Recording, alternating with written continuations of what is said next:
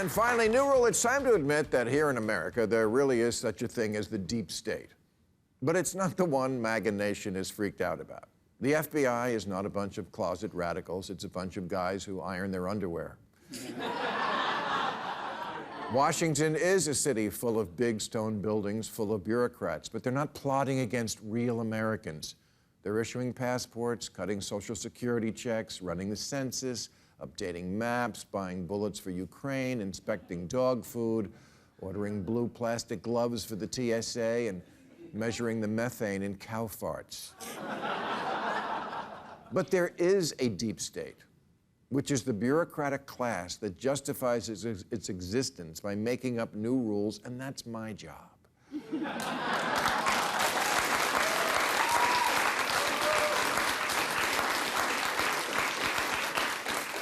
It's the vast network of regulators, administrators, inspectors, contract reviewers, project managers, fee assessors, special commissioners, zoning officers, and consultants whose jobs seem to be to make sure nothing ever happens and then charge you for it.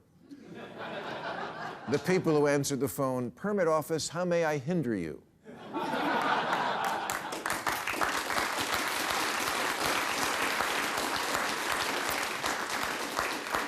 15% of workers in America work for the government. That's 24 million people with one shared vision: to fine you if your mailbox is too big.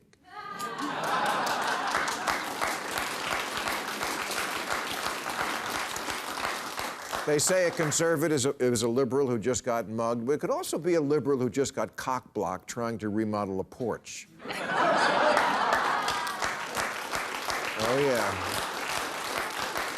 Or got a parking ticket because their car was facing out instead of in. Last year, Wyoming began construction on the largest wind farm in North America that will power 2 million homes in Arizona, Nevada, and California. And to think, it only took 18 years. Not to build it, to approve it. 18 backlogged, knuckle-dragging, pencil-pushing, thumb-twaddling, ball-scratching years to finally get to yes. When they started doing the paperwork, Leonardo DiCaprio's girlfriend wasn't even born.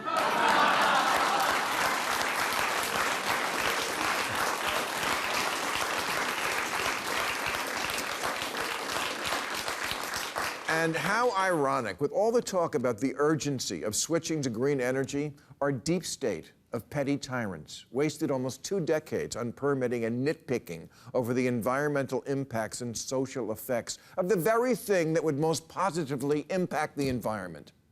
Semaphore estimates that if the red tape could be cut on everything that's currently stuck in the renewable queue, the United States would be 80% zero carbon in 7 years. The enemy to clean air isn't just big oil, it's big permitting. It's not that America isn't able to get anything done, it's that we're not allowed to. Of course there should be consideration of the environment on everything we build, but as so often happens on the left, they seem to have no ability to recognize when they've taken a concept way too far and are in fact hurting their own cause. America's become Gulliver, the giant that got tied down with 1,000 tiny ropes by Lilliputians, the horde of little people who do big damage. Build back better, sounds good. So does shovel-ready jobs. Yeah, exactly.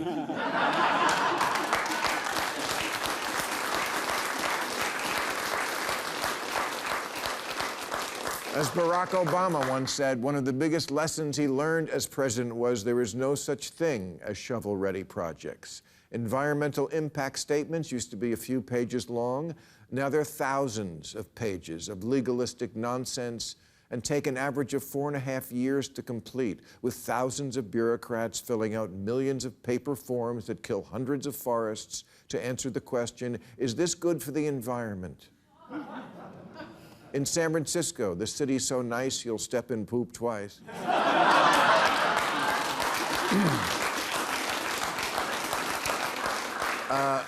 There's an area where homeless people were urinating and defecating, and it was starting to annoy the people breaking into cars.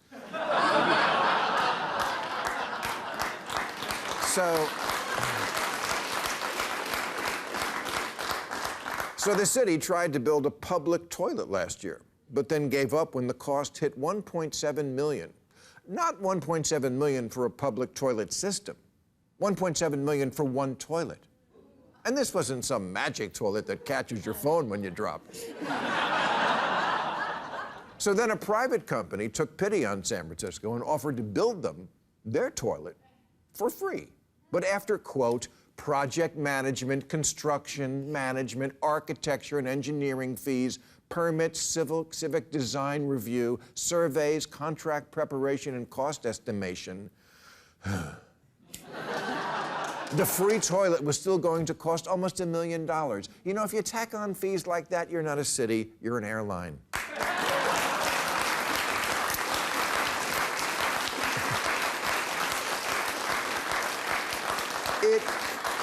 It feels like San Francisco is actually proud of being impossible.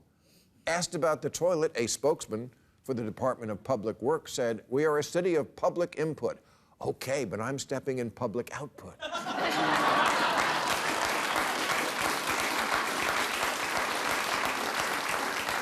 Meanwhile, the median time to get approval to build a house there is 627 days.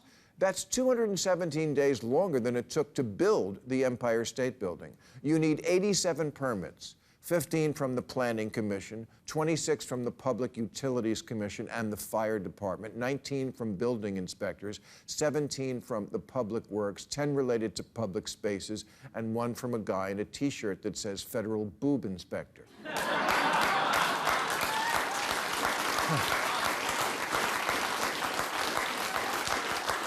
It's no wonder that in 2021, San Francisco issued only 2,000 permits for new homes. Sure, there are people living in the streets, but that's because we want to make sure the apartments they don't live in are perfect. I don't fear AI anymore because it couldn't possibly be any more robotic than the humans who run things now. So let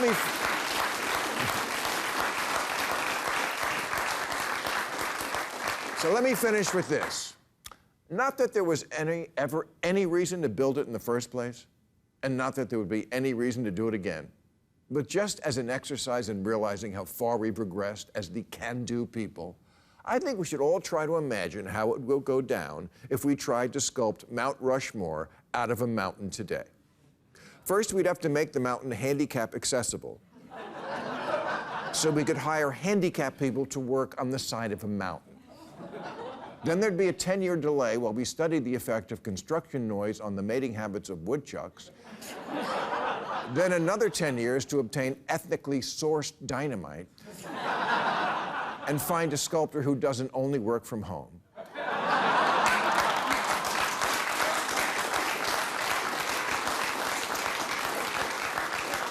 And then another 2 years to apologize for being on Indian land. And finally, after 50 years and a cost that had ballooned to $100 billion, we'd have half a nostril, and it wouldn't be Lincoln, it'd be Che Guevara.